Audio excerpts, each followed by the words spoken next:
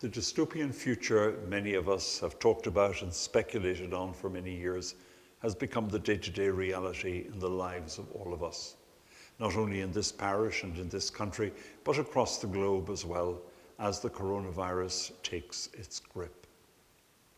There's a lot of conversation going on, and that's a very positive thing. Friends and family members are communicating with one another, either in the seclusion of their own homes or on WhatsApp or on Zoom or Skyping one another. There's a barrage of emails coming through to most people's computers, and there is an animated conversation going on. We're listening to a lot of news, we're watching television, and there is discussion. The whys and the wherefores, speculation about the future, and indeed a reassessment of the past.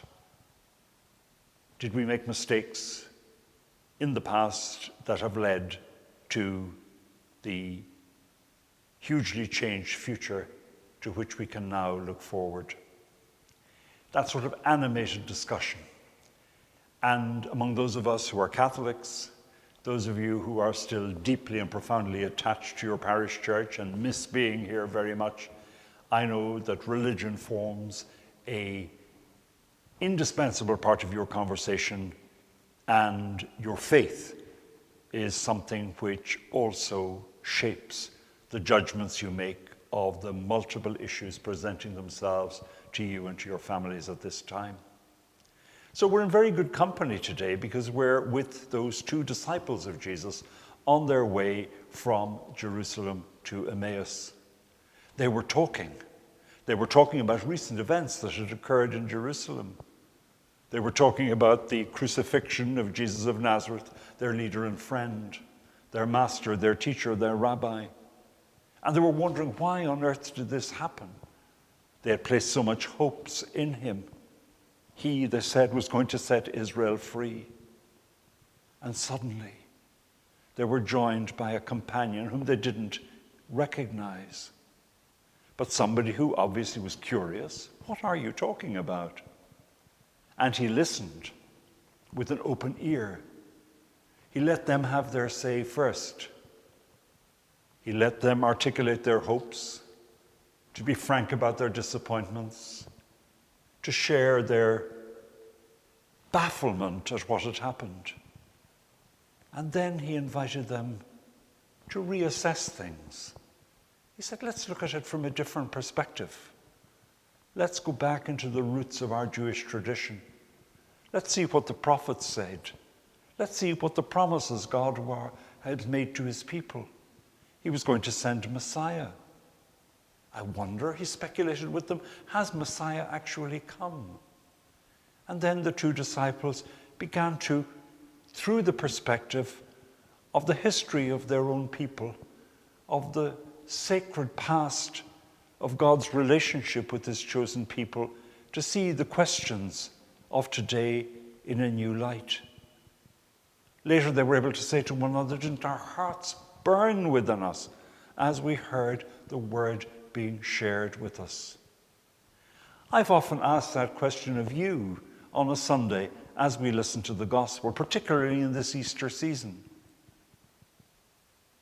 Didn't our hearts burn within us? Wasn't there something that made us happy, that made us glow as we listened to God's word? Sometimes challenging, sometimes difficult to understand, but very often comforting and consoling. And that's the experience those men had on the road to Emmaus.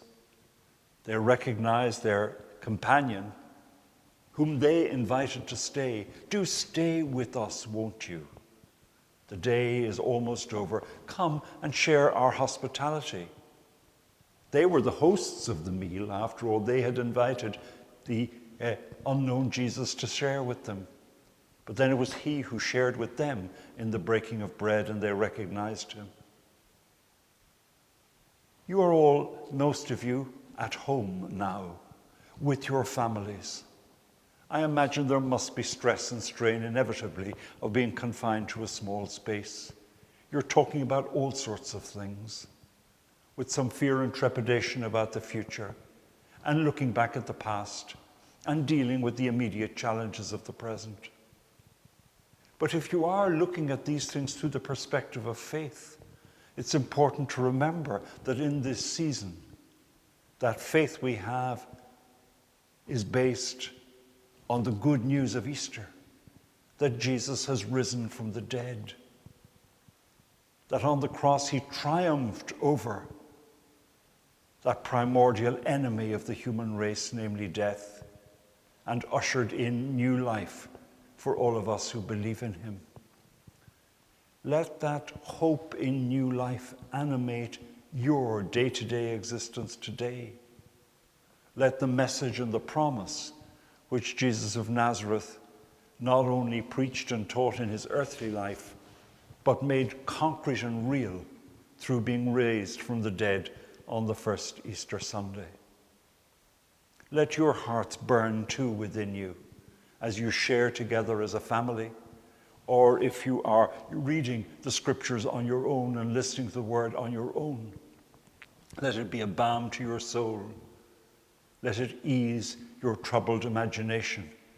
Let it be for you a source of comfort and new life.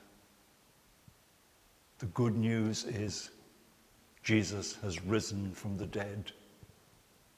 It's the key to unlock the history of our past and to open up to us the wider vistas of a new and better and happier future.